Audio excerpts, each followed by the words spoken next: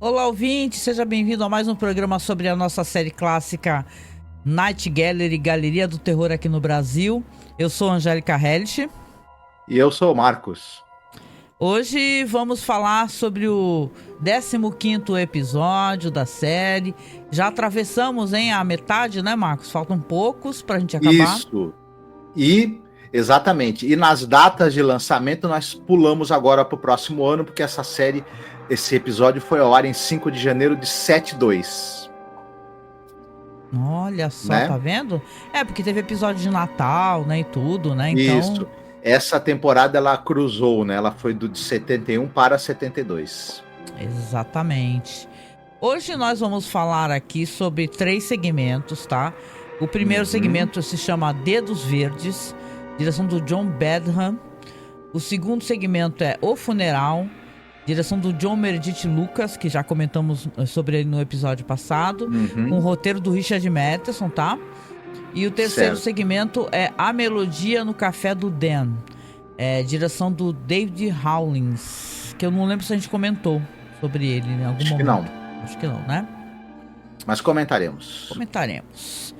Bom, vamos lá, sem mais delongas. Eu gosto sempre de começar pedindo apoio, tá? Então, se você chegou aqui, não importa se na data que a gente tá gravando, aqui estamos gravando aqui em março, ou se você vai chegar no futuro. Se quiser que o nosso podcast continue, não somente esse aqui, o Night Gallery, como os demais projetos que a gente tem relacionados ao hot selling. A gente tem a intenção de continuar falando dessa série ano que vem, né? E porque depois que a gente termina, a gente volta a discutir sobre cinema aqui no nosso site, que é de cinema alternativo, né? O Masmorra Cine e o nosso podcast Cineclube da Masmorra. Mas apoie o nosso podcast, nos apoie, tá? O nosso Pix é apoiomasmorra@gmail.com. Nosso Pix, né, como eu falei, é esse. E a gente também tem Apoia-se. Ou seja, você pode nos apoiar mensalmente. Todos que nos apoiam podem entrar em contato com a gente via e-mail, que nós também verificando o apoio, está certinho. Nós mandamos o link, a gente tem uma pasta com todos os episódios de Galeria do Terror, Além da Imaginação, conteúdo que a gente costuma, né, costumava deixar conteúdo aberto, só que como a gente não tá conseguindo manter a pasta, tá precisando de ajuda loucamente, então a gente tá pedindo muito, muito, muito a sua ajuda, tá? Então se você quiser um podcast que fala de cinema fora do senso comum, fora do que tá no mainstream, pode acompanhar a gente que você vai ter muito conteúdo. A gente tem mais de 15 anos de projeto, tá bom? E com isso, né, Marcos, a gente, como eu falei, vamos falar desses 3 segmentos. Eu queria sugerir, se você topar aqui, de você falar aí pra gente o primeiro segmento, o sinopse, a gente fala depois detalhes, etc. Eu faço o do meio e tu faz o último, pode ser? Uhum. Então, Certo. vamos lá. No nosso primeiro segmento, nós temos um sujeito que ele é o Michael Sanders. Esse cara, ele é um cara muito rico, né? A gente imagina que ele é um grande empresário e ele tá com um empreendimento para construir ali numa determinada região um gigantesco parque industrial. Ele comprou mais de 10 mil acres. Ocorre que falta ainda comprar uma casa, uma casinha que tem um quintal muito bonitinho, muito florido, muito bem cuidado, que é o xodó de uma determinada senhora, né? Que é a dona Lídia Bowen. E a dona Lídia, ela é muito apegada à casa dela, a casa onde ela viveu muitas décadas com o marido faleceu lá. E a casa onde, além dela ter vivido a vida dela toda, ela cultiva suas queridas plantas, seu amado jardim. Uhum. Então, ela até uma hora ele fala assim: olha, eu já ofereci para a senhora 5 vezes o valor que esse imóvel vale, a senhora não me vendeu ainda por quê? Não, porque agora no outono, não sei, agora no verão, eu quero ver como é que essas plantas aqui, essas flores aqui que eu estou plantando, como é que elas vão florescer. Então, eu não Uhum. posso ir embora. Eu tô esperando elas florescerem, quero ver, né? O desabrochar delas e não posso abandonar aqui minha casa. Não vou vender minha casa. Dá licença. Tá certa. Uhum. Acontece que esse sujeito, ele é um cara que ele é muito ambicioso, obviamente, um empresário multimilionário, e ele sempre consegue o que ele quer, ele deixa isso muito claro. E ele vai tentar sob quaisquer meios, inclusive os piores possíveis, retirar essa senhora da casa dela para poder comprar aquele pedaço de terra para poder terminar de fazer ali a metragem do parque industrial que ele quer construir. Será que vai dar certo? O que vai acontecer? O que vai acontecer, né? Poxa, é bem interessante. Claro, a gente vai voltar a falar sobre questões de segmento, mas o fato de ter aqui uma atriz que é um monumento, né, do cinema, né? Ela tá idosa aqui nesse momento, mas eu acho que é impossível. As pessoas podem até, sei lá, achar que é uma velhinha genérica e tal, mas aqui é a Elsa Lanchester, né? Que é a atriz que faz a velhinha, cara. Você fala que é a noiva do Frankenstein, cara, do clássico. Isso. Porra. Maravilhosa. A imagem da Elsa Lanchester com aquele cabelo, né, para trás e aquela mecha branca simbolizando o raio, né, o relâmpago que foi cuja energia foi usada para ressuscitá-la. O Dr. Frankenstein usa, né? É uma das imagens mais icônicas da história do cinema. Tranquilo, ponto, é lindo. Né? Talvez da cultura pop, inclusive, enfim. Popularizou, pessoas usam nas roupas e tal, em quadros, assim, mas é fantástica, assim, essa atriz aqui que ela faz a velhinha, assim, você pode até achar, assim, que é uma coisa meio usual, assim, mas ela entrega uma atuação interessante, né? Nesse meio segmento aqui pra caramba. É uma história, assim, da coisa do capitalismo, né? Do cara que, sim, basicamente, ele tá ali, ele acha que vai ter o que ele quer e, cara, ninguém pode interrompê-lo, né? No seu desejo. Sim. É fantástica essa história. A Elsa, a gente tava falando dela, ela foi casada com Charles Laughton. Outro ator e a carreira dela também está, de certa maneira, ligada à carreira dele, porque ela fez filme junto com ele. Ela fez, por exemplo, A Vida Privada de Henrique VIII, em que ela era a Ana de Cleves, a quarta esposa do Henrique VIII, e Charles Laughton fazia o Henrique VIII.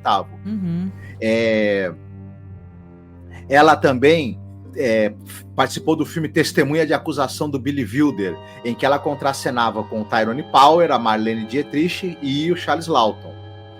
Só para citar exemplo ela está em filmes, além desse filme que nós citamos aí, da Noiva de Frankenstein, ela está em filmes muito importantes como esse, Testemunha de Acusação. Ela tem uma carreira de mais de 45 anos na TV, no cinema e tudo mais, enfim, e também vai estar presente aqui, felizmente, né, em Galeria do Terror, uma atriz muito importante. E, na verdade, ela, de certa forma, ela e o Cameron Mitchell, o episódio depende dos dois. Isso. Apesar que vou falar sobre isso, eu acho que ela tá com uma atuação interessante, né, terrorífica. Eu acho que ele vai para um total exagero maluco, assim, chega a ser engraçado. O Cameron Mitchell, aproveitando para falar dele também, o Cameron Mitchell, ele é um ator que provavelmente, quem tem a nossa idade, vai lembrar dele por duas coisas basicamente que ele fez na vida, né? Ele era o Buck Cannon do Chaparral. Já falamos, parte do elenco do Chaparral participou de Galeria do Terror, né? Porque você teve o Leif Erikson, que era o dono do rancho, né? E participou de um episódio. Você teve ali o Manolito, né? O ator que fazia o Manolito também, aí participou de outro episódio recentemente, o Ar Frio, né? E agora o Cameron Mitchell, que era o Buck do Chaparral, tá aí, né? Também. Mas o Cameron Mitchell, o pessoal aqui que tem a nossa cidade vai lembrar dele, porque ele começa nos anos 40. Nos anos 40 e anos 50 ele faz cinema nos Estados Unidos, só que nos anos 60 ele vai para a Itália.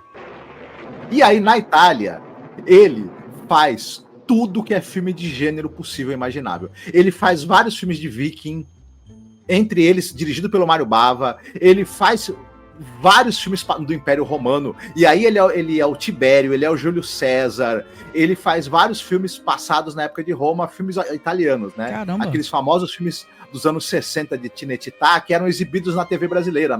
A TV Record exibia direto. Aí...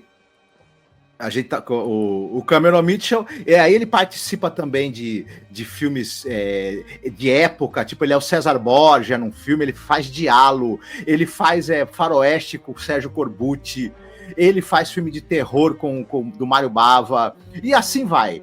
Ele faz trocentos filmes na Itália e esses filmes passam tudo na Record aqui no Brasil. Por isso que o pessoal cansava de ver a cara do Cameron Mitchell por aqui. E como você falou aqui, ele tá num overacting desgraçado, né? Tá terrível o negócio, mas é engraçado, acaba sendo divertido. Embora eu acho que quem tem o tom melhor, aí eu concordo com você também. Sem dúvida é a Elsa Lanchester, que tá com o tom mais certinho. O dele tá bem exagerado, né? E é um negócio engraçado. O diretor do episódio, a gente pode falar também um pouco sobre a direção, ele parece que viu essa atuação exagerada do Cameron Mitchell e ele resolveu, na montagem, dar bastante tempo de tela para ele e meio que focar bastante nisso, né? O diretor gostou, pelo jeito, né?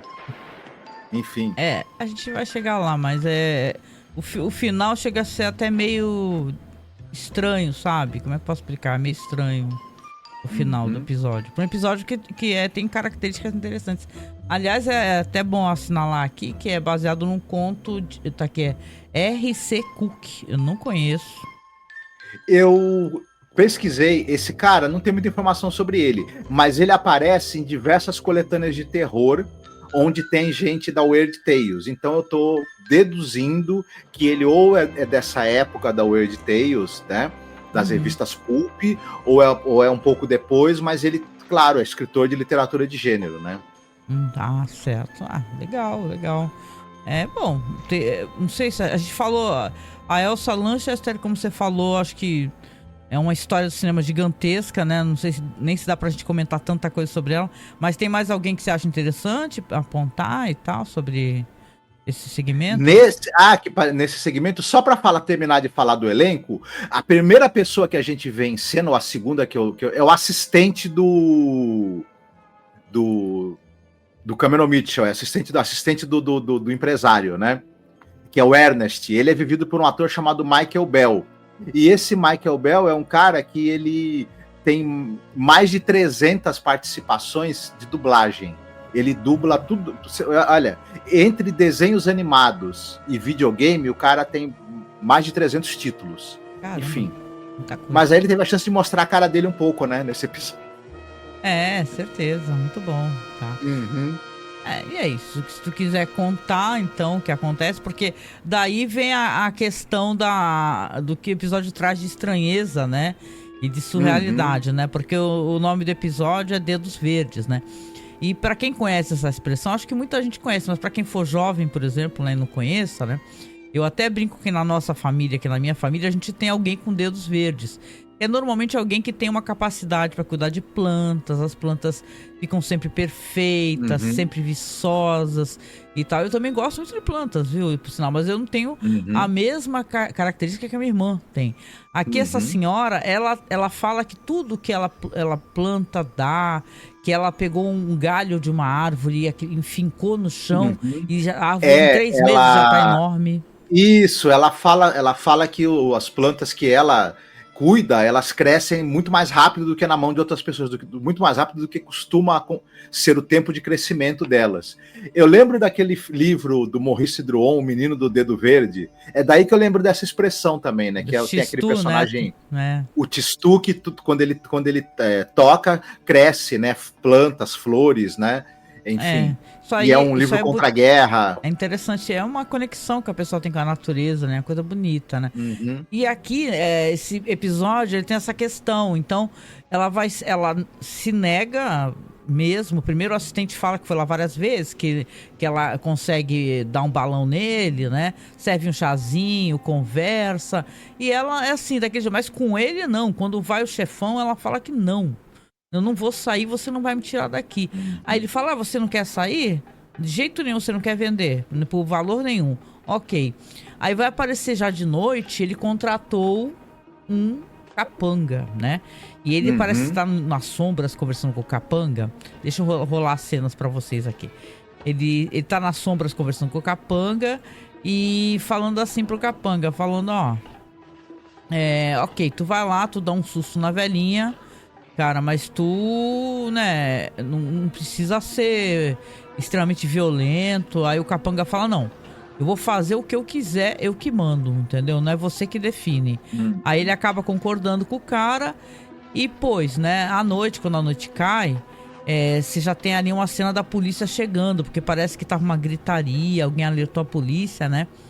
E eles veem o sangue no machado, né? E veem ela enterrando alguma coisa no chão, né? E Isso. parece que ela teve o dedo cortado, né? Ela teve o dedo amputado. Eles falam também que o capanga fugiu, tentou fugir, né? Depois que teve esse. Depois que fez essa violência com a gente não sabe qual tipo de violência exatamente ele fez com ela, mas a gente vai saber logo. Na fuga, ele meteu o carro num muro, numa árvore, uma coisa assim, e morreu na batida, o capanga incompetente lá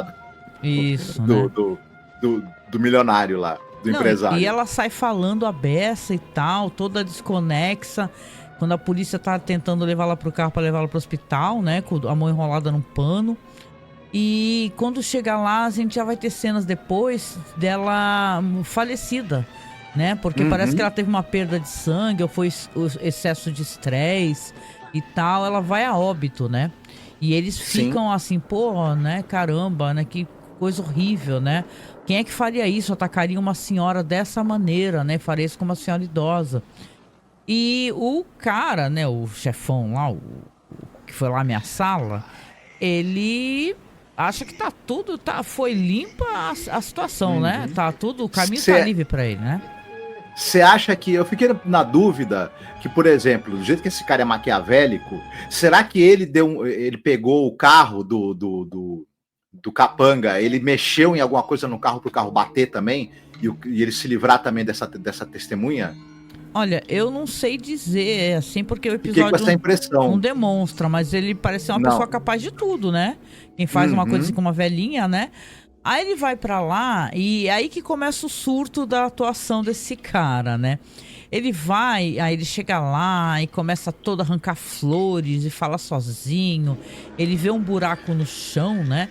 E por que diabos ele vai se enfia no buraco, aí sai do buraco e tá lá tendo, sei lá, tá totalmente surtado, né?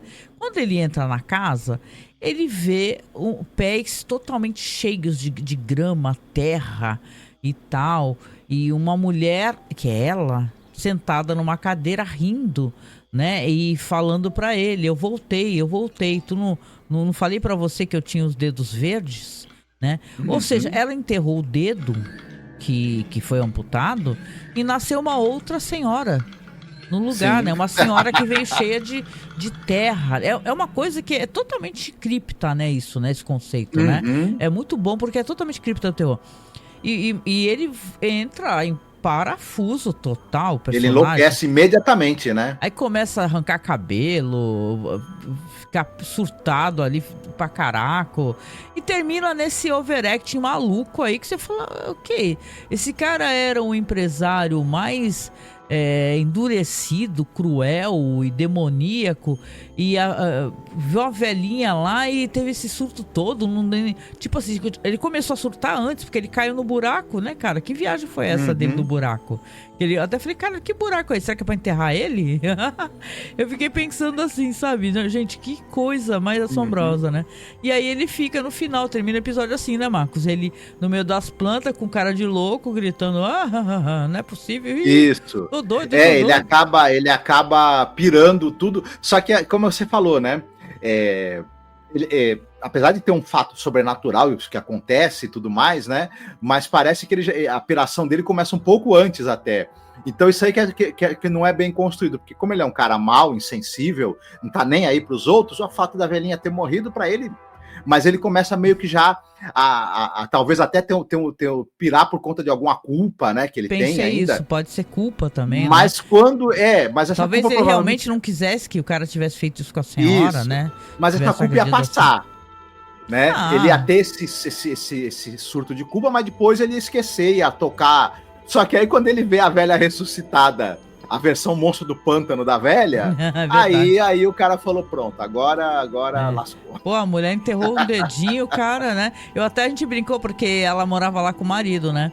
Aí ela fala que é viúva e tudo. Até pensei, pô, por que ela não enterrou o marido pro marido nascer de novo, né? Porque aquele chão é nível verdade. Pet Cemetery, né, cara? Tu enterra no chão, volta, né? Ou então tem a ver com a magia que ela tem, né?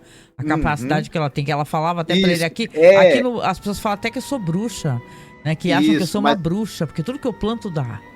Ela tem o dedo verde, e aí o que acontece? Ela conseguiu, porque na verdade ela enterrou os dedos dela, que eles têm, você falou bem, talvez ela não consiga ressuscitar uma outra pessoa, mas uma parte do corpo dela tem esse poder de germinar e criar alguma outra coisa. Mas eu acho que acaba funcionando um pouco. É uma história que tem essa coisa de uma crítica ao capitalismo selvagem, né? Claro, e ele contraposto ao amor pela natureza, claro, né? E também valores, né? Para essa senhora, o dinheiro não é importante. Importante para ela é o apego, né? Emocional, o valor que ela dá para esse local que ela viveu a vida inteira, para as plantas que são como se fossem parentes dela, né? Uma família que ela cria, né? E para esse cara que é um capitalista selvagem, isso não interessa nada, só interessa pelo lucro, os empreendimentos dele, e ao mesmo tempo funciona como uma espécie de gag também. Só que, na verdade, quando você tem um pouco mais de tempo de tela e desenvolvimento, esses episódios engraçadinhos, eles são melhores também, são bem melhores do que as gags, porque você consegue ter alguma substância, ter algum subtexto ali, dá tempo dos atores desenvolverem um pouco mais os seus personagens. Então, se não é o auge de Galeria do Terror, esse tipo de episódio, também não é uma coisa ruim como aquelas gagzinhas bobocas, né? Tá ali, é um pouco mais interessante. Tu quer ver um negócio interessante, né? Que eu tô vendo aqui um texto aqui de um site legal, né?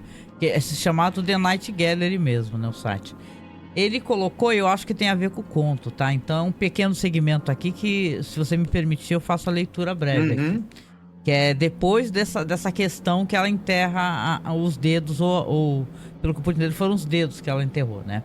Tá aqui, ó, abre aspas. Por muitos dias seguidos, ela estava com muito medo de ir e olhar para a coisa crescendo nas sombras atrás da sua casa. Mas eventualmente ela teria que ir e ficaria olhando para ela com um brilho sobre seus olhos azuis. Um pulso e um braço apareceram, com a pele ligeiramente enrugada, como a dela.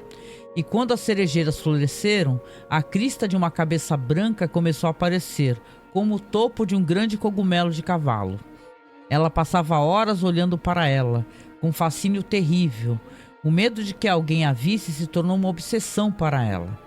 Ela começou a encontrar o padeiro no portão para impedi-lo de caminhar até a casa, e cobriu a cabeça e o ombro nus com sacos de batata marrom. Os olhos da figura estavam fechados, mas no rosto e nos ombros nus havia rugas e sardas que se assemelhavam às suas nos mínimos detalhes. Noite após noite, ela ficava deitada, se revirando em um meio estupor de sono, enquanto sonhos horríveis passavam pela sua mente assustada. Então aqui você vê que no conto, né, apesar da gente não ter conseguido ter o acesso, é uma outra história. Você vê claramente aqui que ela está vendo a si mesma crescer da terra, né?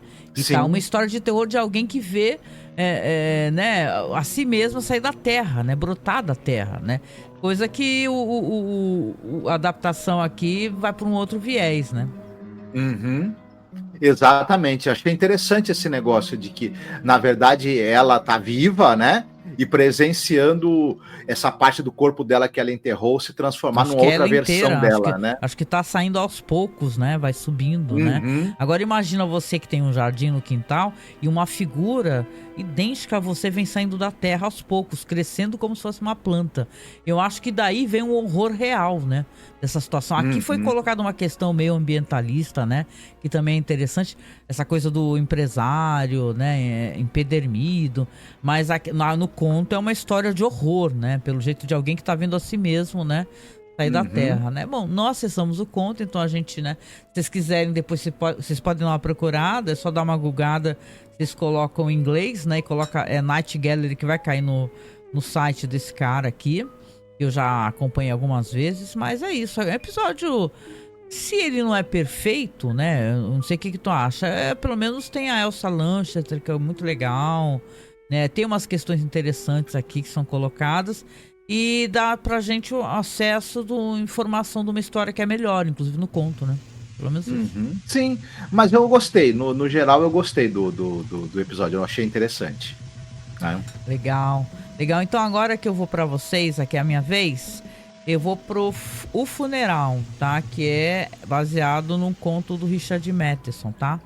Então eu vou colocar aqui as cenas. Espera aí. Já até avancei muito aqui. Deixa eu...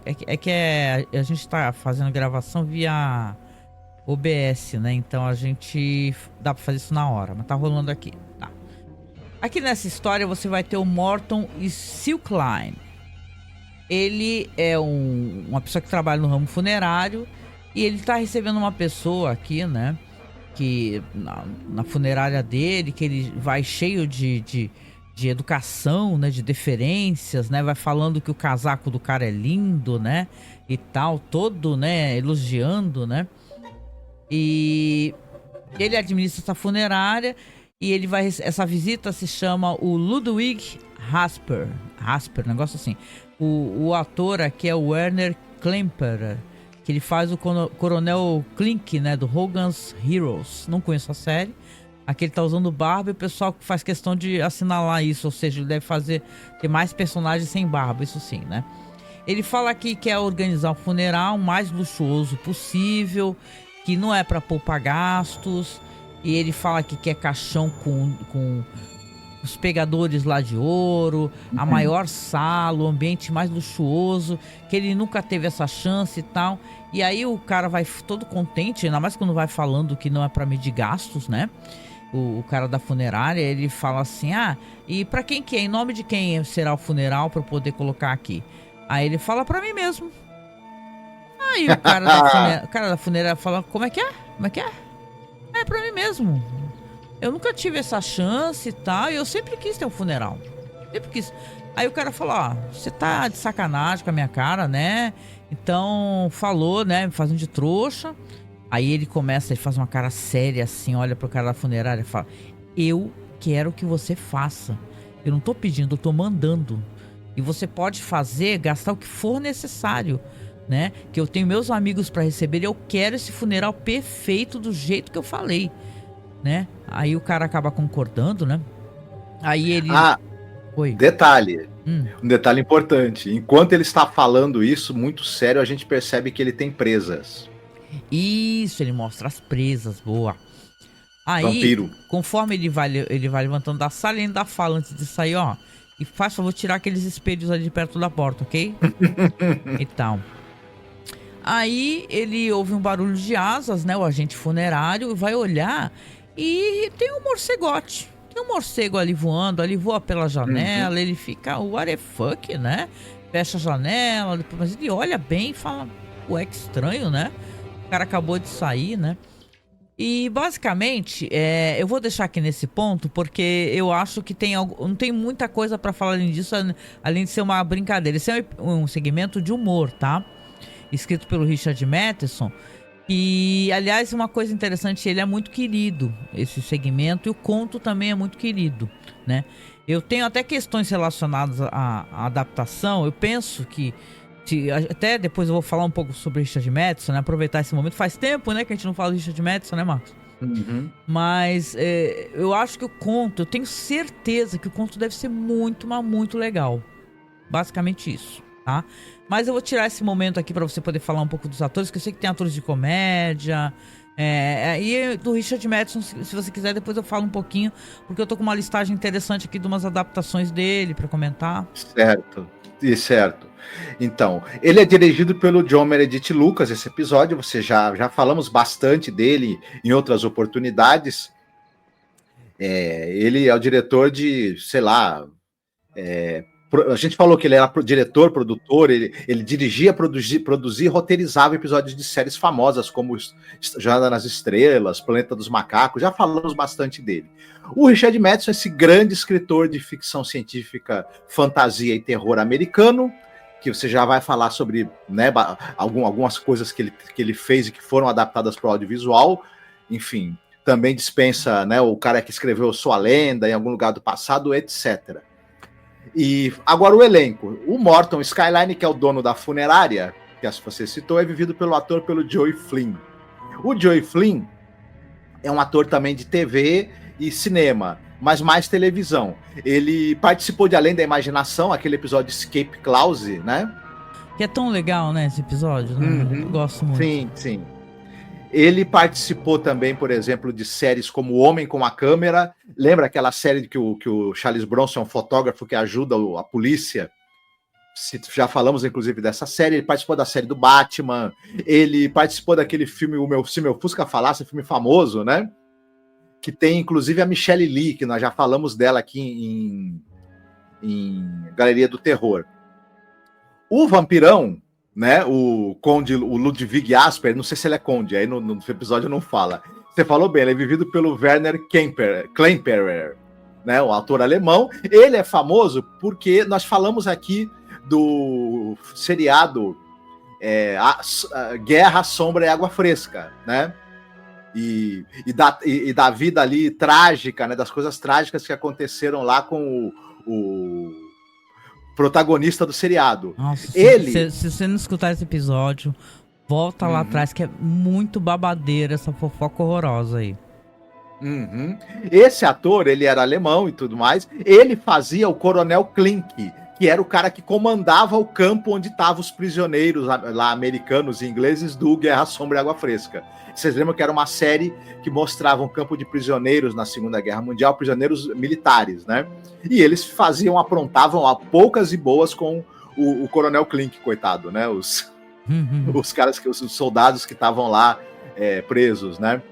E, além de tudo, esse ator, ele também fez filmes, ele fazia muitos nazistas, né? No cinema. Ele trabalhou no filme como Julgamento de Nuremberg, por exemplo. Ele foi o Adolf Eichmann no filme O Julgamento de Eichmann. Não, Missão Eichmann. Né, que conta como o Eichmann foi preso na Argentina e levado para ser julgado em Israel. Então ele faz o Adolf Eichmann no filme. E tem uma coisa engraçada também. Ele dubla num dos episódios dos num dos episódios dos Simpsons. Ele faz a voz do anjo da guarda do Homer Simpson. Caraca, malandro. E no episódio ele é acreditado como Coronel Klink. Que ótimo, meu. Então é uma bela de uma brincadeira que é feita no episódio desse episódio dos Simpsons, e quem é um pouco mais velho pegou essa piada, quem não é tão mais velho assim não pegou, fazer o quê, né? E agora tem umas brincadeiras aqui. Como você falou, né? A gente, para poder continuar a falar do elenco, a gente precisa continuar a contar a história aqui do episódio. Vai ter o tal dia... Você quer continuar a contar? Vai ter o tal dia do enterro. Pode falar. E o nosso personagem aqui, o Morton Skyline, ele tá ali fazendo a recepção. Chega ali o Ludwig Asper e ele traz os convidados também. Primeiro, o Skyline mostra para ele como é que tá tudo ali, né? Como é que ele arrumou a sala, o caixão e tudo mais. E ele fala, nossa, parabéns, tá muito bom isso aí que você fez, né? E começam a chegar os convidados dele. Os convidados dele são alguns vampiros, bruxas, lobisomens, né? Tem um Igor, tem uma Mortícia, tem uma bruxa, tem um que dá pra entender que é canibal, que ele fica falando que é saboroso, tempo saboroso. Isso. Esse do canibal, inclusive, ele é um ator chamado Harvey Jason. E ele participou daquele a gente já citou esse programa, o Laugh In, que era um programa de esquetes humorísticos. Ele fazia esse mesmo personagem. Que esse cara com esse chapéuzinho, com essa cara de louco, falando gostoso, e aí o Jack Laird provavelmente falou, vamos trazer esse cara aí pra fazer esse personagem. Tem o Jack Laird, tá? Ele faz ele é o Igor. O Jack Laird tem isso, ele ainda quer aparecer no segmento. Isso. Outra coisa divertida, a gente tinha fala durante ali a cerimônia fúnebre, né, pro vampiro, e vai ser assistida pelos amigos dele, tem um vampiro que é um conde lá, que ele quer fazer, ele é muito prolixo, ele quer fazer discursos muito empolados, né? Isso. Esse é outra piada interna do episódio, ele é vivido pelo Charles Macaulay. A gente tinha falado daquele filme Blécula, que é um conde, é um príncipe africano que é mordido pelo Conde Drácula, vira vampiro e vai para os Estados Unidos atrás de sangue. Quem faz o Conde Drácula, que morde o Blécula, que vampiriza esse príncipe africano para ele virar vampiro, quem faz o Drácula no filme do Blécula é o autor Charles Macaulay. E aqui ele vem de Drácula de novo. Né? Eu vou deixar rolando umas ceninhas aqui. Gosta de fazer discursos empolados. A gente vai ter também um personagem muito divertido, que é a Jenny, a bruxa, vivida pela Laura Lacey, né? Melhor, Laara Lacey é o nome da atriz. E ela vai ser importante também, porque é a bruxa que se comporta muito mal, e o nosso amigo vampiro, né? O Ludwig Asper tá lá no caixão e ele vai chamar a atenção dela e ela resolve pôr fogo em tudo.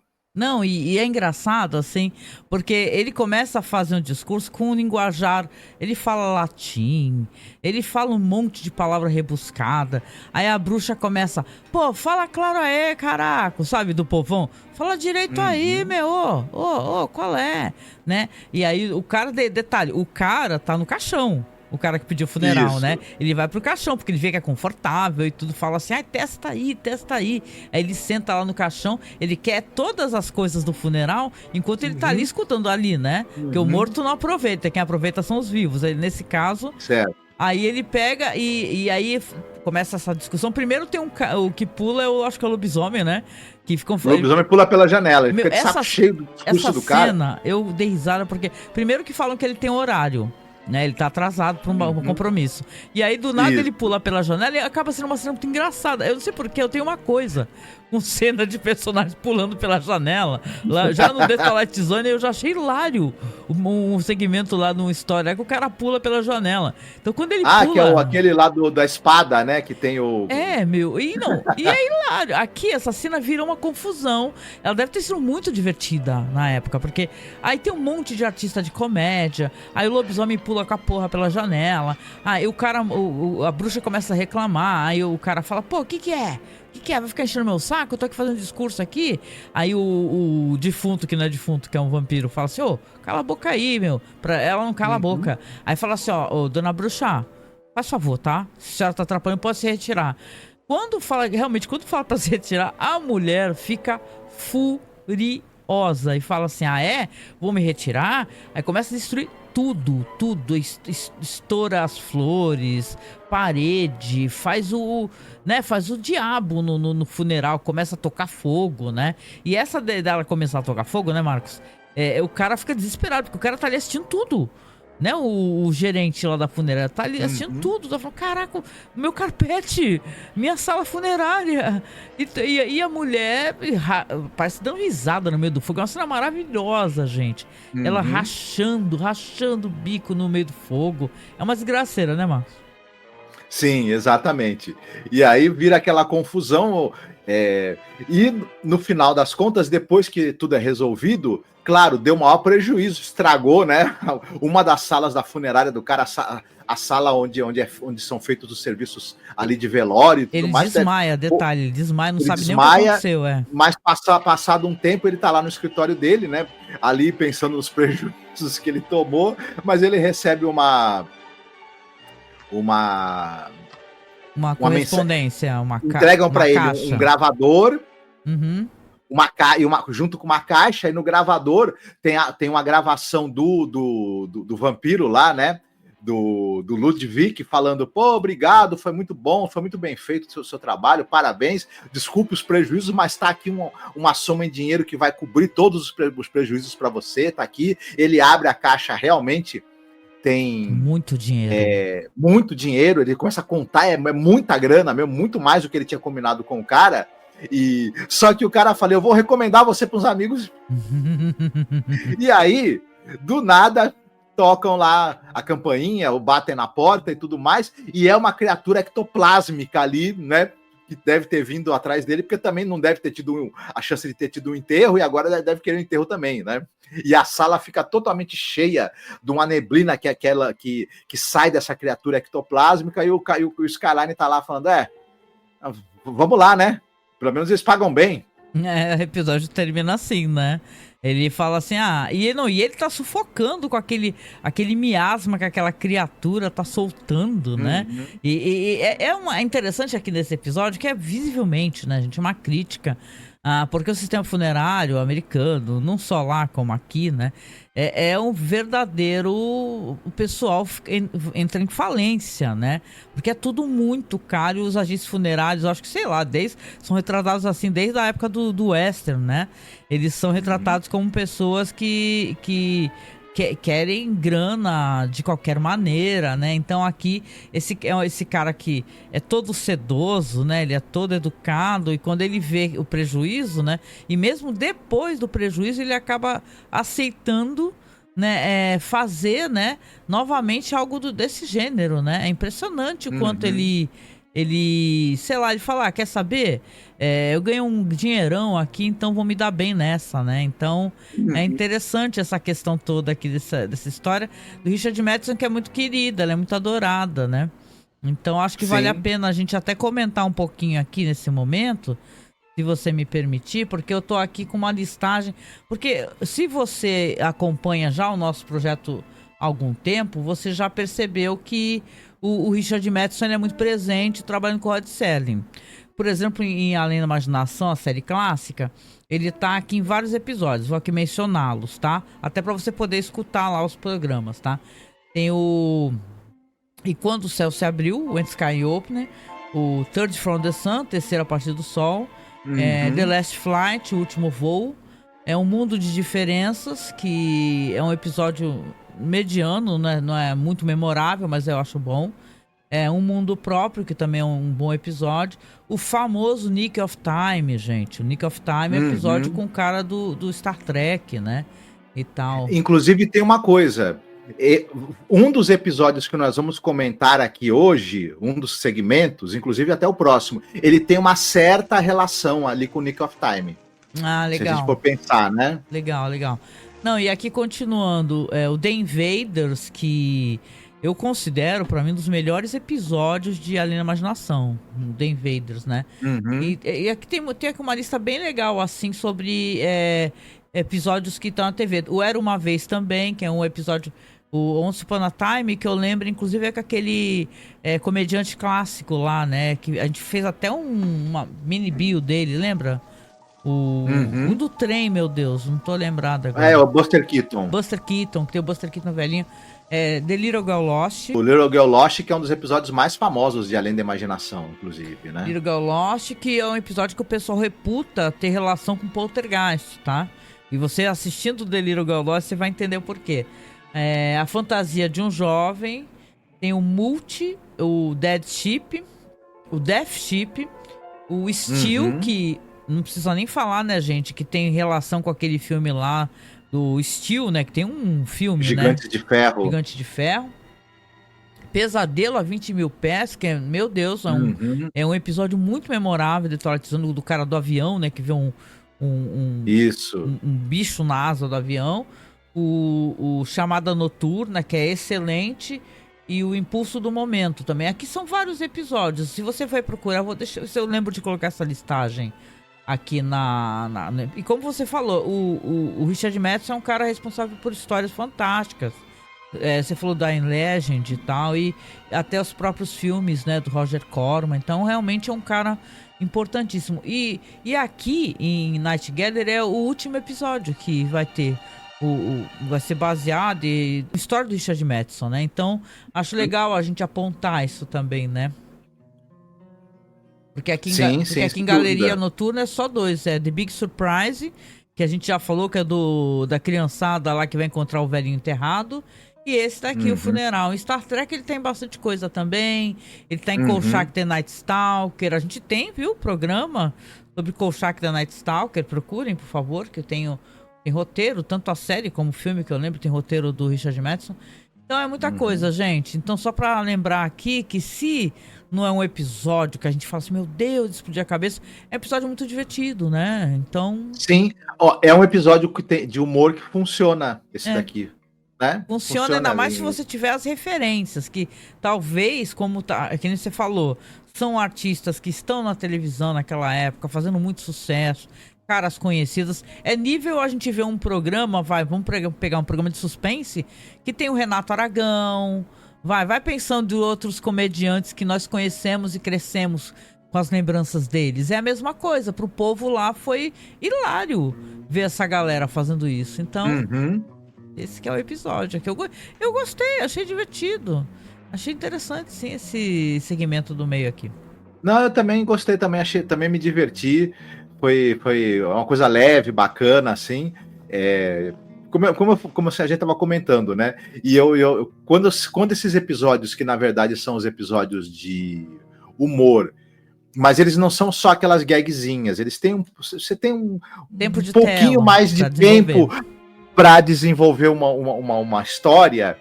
E até para você fazer graça depois, né? Você tem alguma base para tirar umas risadas da gente com a história, então acaba sendo mais interessante. E claro, né? Me desculpe o Jack Laird, mas o Richard Madison é um roteirista consideravelmente mais habilidoso do que o Jack Laird, né? Não, e o conto, eu não consegui ler o conto, mas eu consegui ler a resenha de algumas pessoas sobre o conto. E tá incrustado na memória das pessoas. Tem gente que gosta de Hammer, gosta de filmes de terror, que se interessa devido ao conto do Richard Madison. Porque é uma clara homenagem que ele faz aos monstros da Universal, sabe? É toda essa brincadeira, né? Vai ter Drácula, vai ter vampiro, vai ter lobisomem, sabe? Então é uma coisa legal, assim. O pessoal curtiu, né? Esse conto. Se o pessoal pensar... Teve depois nos anos 80, né? Não sei se nos anos 80, anos 90, aquele Monster Squad, lembra? Lembro. A Gangue dos Monstros. De certa maneira, isso também é meio que vem desse conto do Richard Madison. Enfim, legal.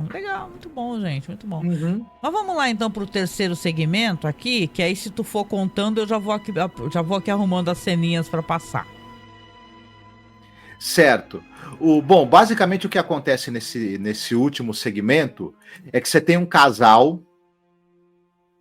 e eles param ali numa lanchonete, não é isso? Isso. Algo assim. É a lanchonete do Dan. Eles param na lanchonete do Dan.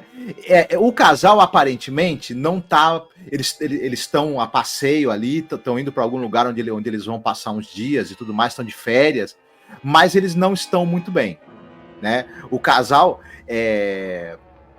a Kelly e o Joey, é o casal Bellman. Você percebe pelo ritmo ali que tá da conversa deles, dos olhares que eles trocam, de quanto eles não estão se entendendo muito bem. Só que tem uma jukebox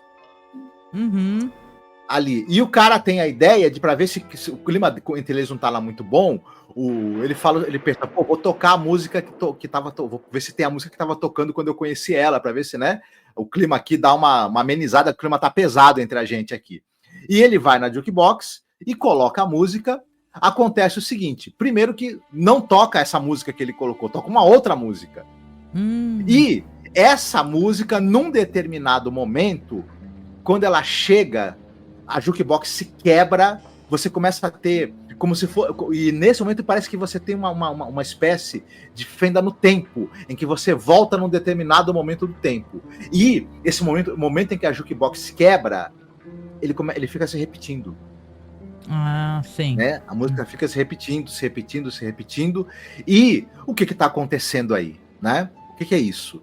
Nós vamos ter uns flashbacks do passado, em que nós vamos descobrir o que aconteceu nesse momento que a jukebox quebrou e por que toca aquela determinada música. Isso. E aí, né? E... Muito bem, você quer que eu dê uma comentada no claro. a técnica, né? Claro, bora. Esse é o único episódio dirigido pelo David Rawlings. Ele é um cara que ele trabalha com montagem. Caraca, sim. Ele foi o montador de 12 episódios aqui do Galeria do Terror. E ele também trabalhou fazendo a montagem de filmes em vários locais do mundo. Inclusive, o filme do Neville de Almeida, Navalha na Carne. aquele filme que é baseado na peça do Plínio Marcos e tem a Vera Fischer, ele trabalhou na montagem desse filme. Que maravilhoso! Legal, ele legal. Também trabalhou na montagem dos Embalos de Sábado à Noite, Síndrome da China, o Chamas da Vingança, aquele filme com a Drew Barrymore, sei. Baseado no Stephen King. Ele também trabalhou na montagem desse filme. Chance dele de dirigir, né? Que legal, né? Isso, e ele também montou muitos e muitos episódios de várias séries, mas o único crédito dele como diretor é esse segmento aqui de Night Gallery, né? Muito bem. O roteiro, ele é do Gerald Sanford. A gente já falou, ele foi o cara que roteirizou Tell David, o outro lado do demônio, Flip Side of Devil, né? Outros episódios que nós já comentamos aqui, né? E de Galeria do Terror, entre outras coisas. Quem escuta os episódios anteriores que vai saber um pouco mais de outras coisas que esse cara fez. Ele é baseado num conto aliás, minto. É um roteiro escrito a 4 mãos. É o Gerald Sanford junto com o Hot Gary Batterson. Sim. Desculpa, Hot Gary é o nome do outro cara. Ele é um cara que ele roteirizou, por exemplo, um filme chamado O Fim de um Carrasco, que é um filme do Jack Smite que tem o Stacy Keach, um faroeste. Nossa. E ele roteirizou uma outra coisa. O episódio é baseado num conto. O roteiro que eles escreveram é baseado num conto de um cara chamado Seamus Fraser. Esse cara era especializado em história de fantasma. Ele aparece em diversas coletâneas de histórias de terror, mais dentro de histórias de fantasmas, assombrações e etc. Era a praia do cara que escreveu o conto. Eu não achei o conto e não achei muita informação sobre o autor, o Seamus Fraser também. A gente falou que ele é que os personagens principais aí são um casal, que é o casal Bellman, que é o Joey e a Kelly. O Joey, ele é vivido por um cara chamado Pernell Roberts. O Pernell Roberts, ele é famoso principalmente porque você tinha aquela série Bonanza, você deve lembrar, né? Aquela série sobre o rancho Bonanza, que era o Lorne Greene, né? Ele era o Ben Cartwright e ele tinha os filhos dele ali, né? Os filhos que eram vividos pelo Michael Landon, o Dan Brockier e o Pernell Roberts. E o Pernell Roberts fazia o Adam Cartwright, um dos filhos ali do personagem do Lorne Greene, e o Bonanza teve 14 temporadas. Meu Deus. Esse ator, ele fez outras coisas na vida, mas ele é lembrado muito por conta de ter sido o Adam Cartwright de Bonanza. Além disso, ele também participou de um episódio daquela série Sexto Sentido, que foi transformado em episódio de Galeria do Terror. Então, talvez nós ainda falemos. Vamos acabar tendo que abordar isso, sim, na próxima temporada. E, enfim, ele participou de várias outras séries. Ele fez bastante coisa, mas eu não vou citar tudo, porque o mais importante papel dele é esse mesmo. A Susan Oliver, aí ela é uma outra questão. Ela é uma atriz que ela tem uma carreira muito longa, ela fez muita coisa. Nos anos 60 e 70, ela apareceu em tudo que é série que você podia imaginar nos Estados Unidos. Assim, o pessoal brinca, tem um documentário sobre ela que o cara fala assim, se você assistia a TV nos anos 60 nos Estados Unidos, nos anos 70, você viu essa mulher em algum momento. Porque ela era uma figura onipresente. Da América, sei lá, aparecia. Agora, ela é famosa por algumas coisas, né? Ela participou de séries como O Homem da Virgínia, Os Invasores, O Fugitivo, a série da Hora do Pesadelo, vai longe. Mas ela é muito famosa porque ela é a Vina. Ela faz 2 personagens no episódio piloto da série dos anos 60 de Jornada nas Estrelas. Aquela do Spock e do Kirk. Só que no episódio dela, o capitão não era o Capitão Kirk, era o Capitão Pike. E ela faz o episódio The Cage, a Cela, que é o episódio piloto, assim, um marco da televisão, né, um marco da ficção científica na TV, e ela faz 2 personagens, ela faz a Mulher Verde e a Vina. E aí ela ficou muito marcada por isso. Outro fato agora interessante sobre a vida dela 2 fatos que acho que você vai achar interessante. Ela queria muito dirigir episódios. O sonho dela era ser diretora. Ela acabou dirigindo pouca coisa, porque era um clube do Bolinha. Infelizmente. A TV americana era um clube do Bolinha. Eu acho até que Nightgaller, até esse momento, me corrija se eu estiver enganada, não tem uma diretora. Não. Você tinha, na TV americana, você tinha muito poucos episódios, pouco que você conta nos dedos, as mulheres que dirigiam, e ela acabou conseguindo, mas ela dirigiu bem pouca coisa, porque, não por ela não ter talento, por ela não ter capacidade, ela era uma pessoa muito capaz, ela era uma excelente atriz, ela tinha uma formação sólida em arte dramática, mas acabou tendo poucas chances, oportunidades para dirigir. Um fato engraçado sobre a vida dela, muito interessante, é que ela estava num avião, e esse avião teve um problema, teve uma pane nos motores, e ele, de 36 mil pés, ele caiu para 6 mil pés, ele despencou. Meu Deus. O piloto conseguiu retomar o controle do avião e não houve uma tragédia. Ela desenvolveu um medo patológico de voar e de altura. Né? Caramba. Só que ela era uma pessoa que ela era muito intrépida e ela queria desafiar os medos dela. O que ela faz? Para vencer esse medo, ela vai tentar tirar um brevet de pilota. Olha, que danado. De aeronave. E é bem difícil, ela acaba tendo muitas dificuldades para conseguir por conta do medo patológico que ela desenvolveu de aviões e de altura. Mas ela consegue tirar o brevet, continua fazendo vários cursos relacionados com aviação, se torna uma excepcional pilota, e ela vai ser a 4ª mulher a cruzar o Atlântico em um avião, em um aparelho. Olha, né? Que legal. Exatamente. Desafiou e ela depois os próprios medos, né? E ainda se tornou uma referência, né? Muito corajosa. Isso. Ela vai ter um filme para televisão sobre a Amélia Earhart, aquela grande, né?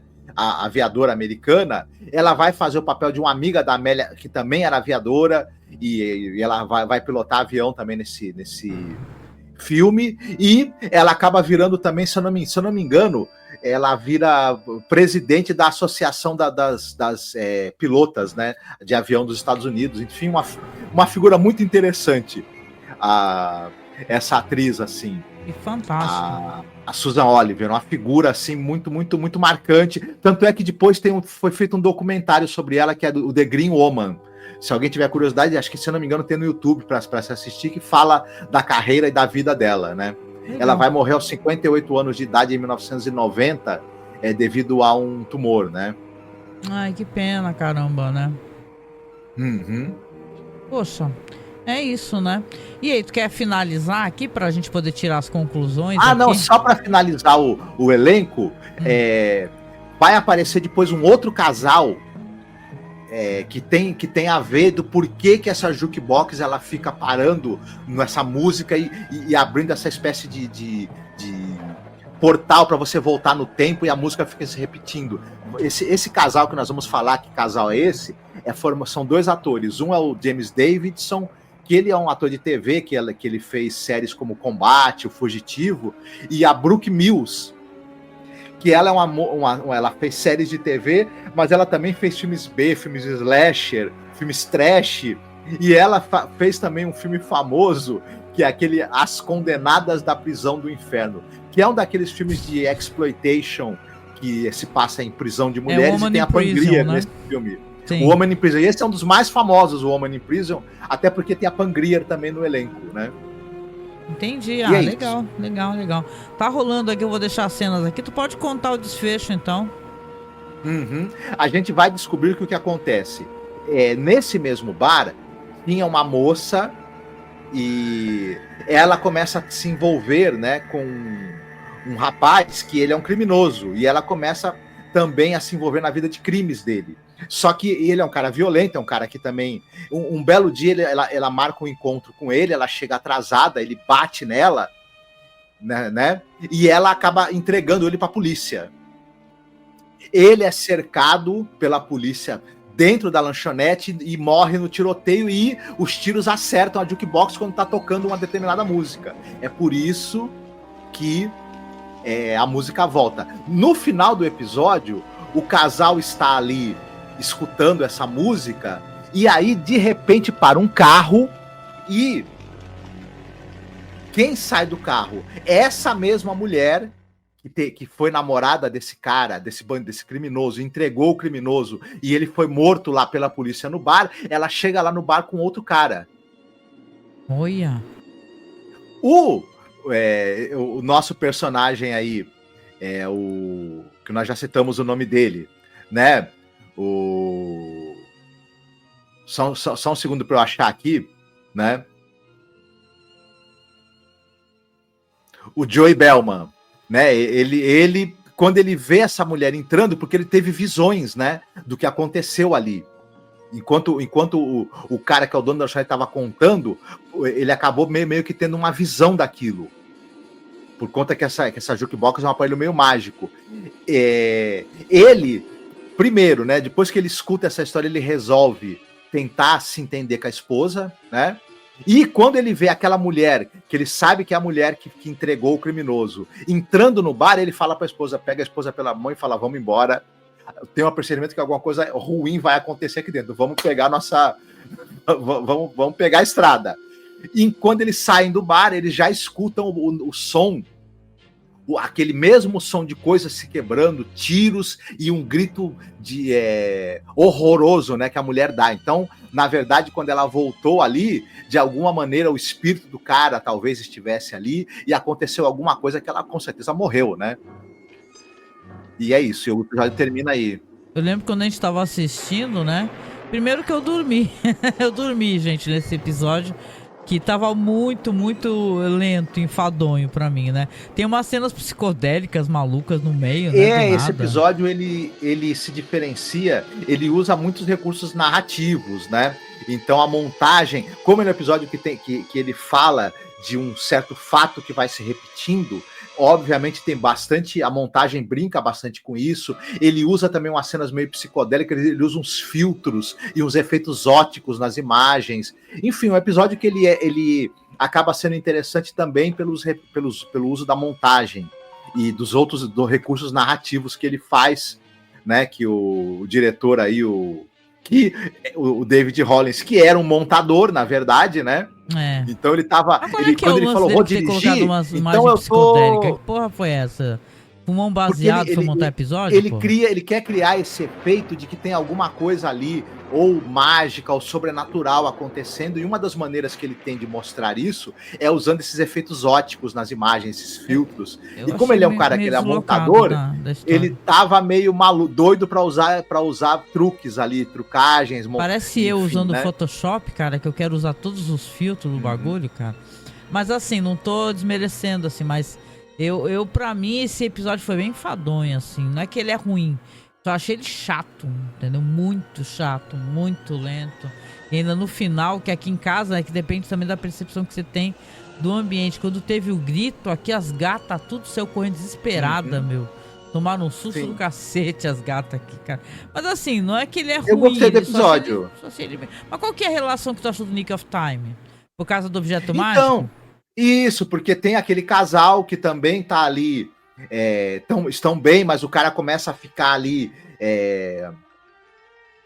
fascinado demais por aquele objeto, eles começam a se desentender, mas vai acontecer uma série de fatos ali que eles vão acabar se entendendo no final e resolvem ir embora para se livrar do efeito ali do efeito que o objeto tem neles. Eu achei que esse episódio ele tem alguma semelhança assim, na dinâmica dele.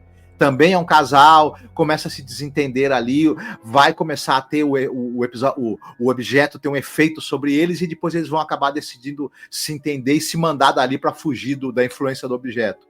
Para mim parece um plot meio parecido com Nick of Time, embora não seja roteiro do Richard Matheson, né? Tá no certo, caso. Tá certo. Tá bom. E aí, chegando aqui aos finalmente aqui, qual foi o seu segmento favorito? Eu sempre pergunto isso. Qual que você gostou mais? Você se divertiu mais ou você achou mais interessante? O que eu gostei menos foi aqui o do bar, né? Embora eu tenha... foi o que eu gostei menos, mas embora eu gostei do episódio. Mas eu achei ele um pouco mais... Eu concordo com você, eu achei ele um pouco mais arrastado, né? E, por incrível que pareça, o que eu gostei mais foi o episódio do funeral, que é o mais de comédia, mas eu ri também, foi divertido. Dessa vez a gente vai...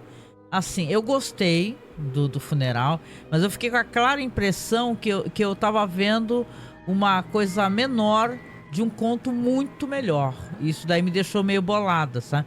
Mas agora eu gostei muito do primeiro segmento, apesar dos problemas daquele overact maluco, daquele ator lá, que surtadaço no final, né? Que não deu a menor, sei lá, impressão que ele teria essa espécie de reação, né? O Cameron Mitchell, ele sempre foi um grande canastrão, mas meio que era o charme dele, porque ele fez muito sucesso, né, ao longo da carreira dele, em produções de gênero, até por essa atuação meio canastrona dele, né? À toa que ele foi lá pra Itália e fez muitos filmes de gênero lá, né? Eu gostei. Assim, no geral, se eu for falar de todo episódio, de todos os segmentos, eu não achei um episódio fantástico, assim, entendeu? Mas foram segmentos que foi interessante de você assistir, de você pesquisar, entendeu? Então, pra mim, eu achei graça nisso, desse primeiro segmento. Eu tenho a impressão que também é uma outra história que parece que o original é muito assustador, sabe? Você quer muito ler esse conto, você quer conhecer essa história. História apavorante da pessoa nascendo, né, da Terra, de alguma maneira, um clone seu nascendo da Terra, né? O segundo é uma graça, mas que nem você falou, uma espécie de piada interna americana, né? Que eu acho que essa piada acaba se perdendo pra gente que não é estadunidense, porque no máximo você acha divertido que aparecem os monstros, né? Mas me parece um segmento legalzinho, mais bobinho, né? E tal. Então, pra mim, assim que... O último não achei muito legal, então eu gostei mais do primeiro segmento mesmo, que é o Dedos Verdes, né? Então, The Green Fingers, né? Mas é isso, né? Com isso a gente vai finalizando aqui mais um programa. Tá sendo demorado esse projeto, né, gente? A gente até, para você que tá acompanhando, e você acompanha também os trabalhos do nosso blog, espero que você acompanhe, né? Porque, na verdade, a gente é mais do que tudo um podcast sobre cinema, né? Nós falamos de séries clássicas, mas é uma espécie de como é que eu posso dizer? Uma coisa a mais que a gente também curte. A gente gosta mesmo de falar sobre cinema. Quarta-feira passada não rolou a nossa live porque a gente tá com um gatinho fugido que tá dando trabalho para conseguir trazer ele de volta para casa. E até coisas minhas, né? Só para dar uma justificativa, porque eu costumo fazer programa sobre Severance, mas eu não tenho conseguido.